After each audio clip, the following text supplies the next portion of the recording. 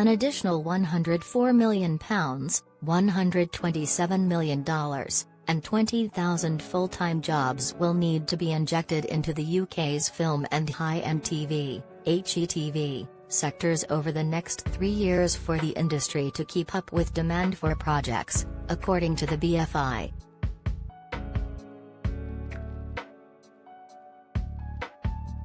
The body published its long-awaited skills review today, with the key recommendation being that at least 1% of all production budgets are invested in training in order to mitigate the growing skills crisis.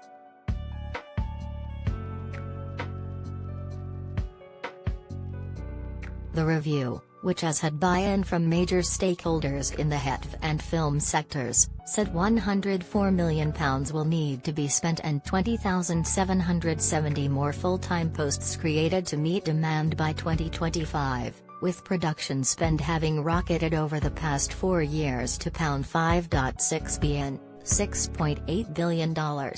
A similar report last week from UK training body Screen Skills, which predicted film and HETV could hit £7.7 billion, $9.4 billion, by 2025, forecast roughly the same number of jobs required but a colossal £300 million, $368 million, investment needed.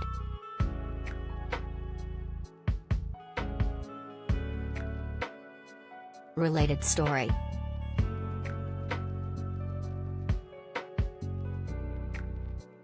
Peaky Blinders producer Joe Donaldson launches Magic Hour Television, signs first look deal with Ala Media International and New Pictures.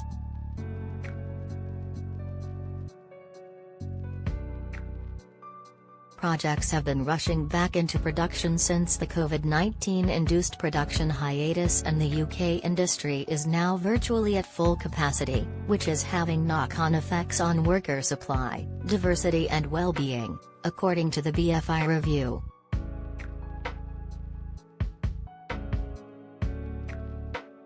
If the issues aren't addressed, the BFI raised concerns that the sector's quality of work could be threatened, which would potentially damage the UK's reputation as home to one of the most highly skilled and sought-after crews in the world.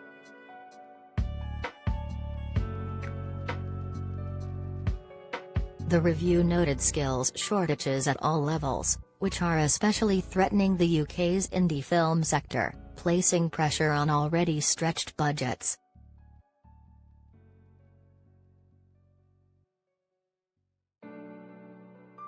The body is immediately beginning work on implementing other recommendations, including mapping crew shortages in detail via a service that would capture and quantify availability and demand, creating job description templates that can be adopted by productions at contract stage, providing careers advice and guidance, and monitoring the diverse makeup of workforces.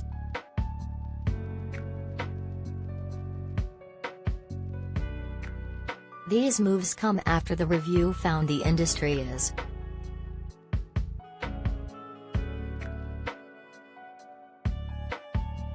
failing to take an industry-led and localized approach to training investment, requiring a more formalized approach to hiring, workplace management and professional development, needing to build stronger bridges to the industry from other sectors, lacking awareness of comprehensive careers information and pathways, crying out for better data to support policy and action.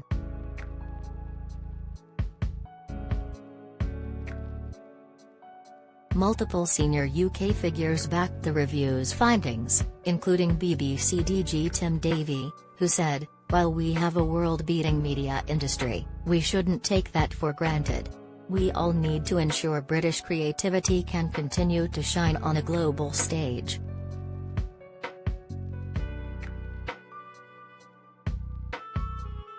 ITV CEO Caroline McCall called the report's findings an accurate and concerning picture of the current and future skills shortages, while Channel 4 CEO Alex Mahan said it's imperative that broadcasters and partners across the creative sector work closely with the BFI to address these shortages.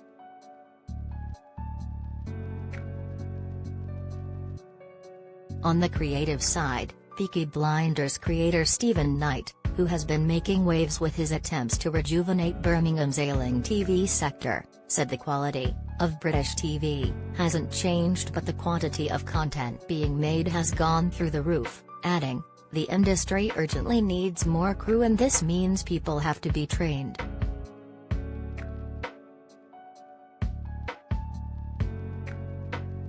And Screen Skills CEO Sita Kumar called for a sustainable long-term skills strategy and plan, a unified approach, recognizing that stop-start funding and initiatives that aren't joined up will not address what must be done if the UK is to capitalise on the potential for even greater success in film and television.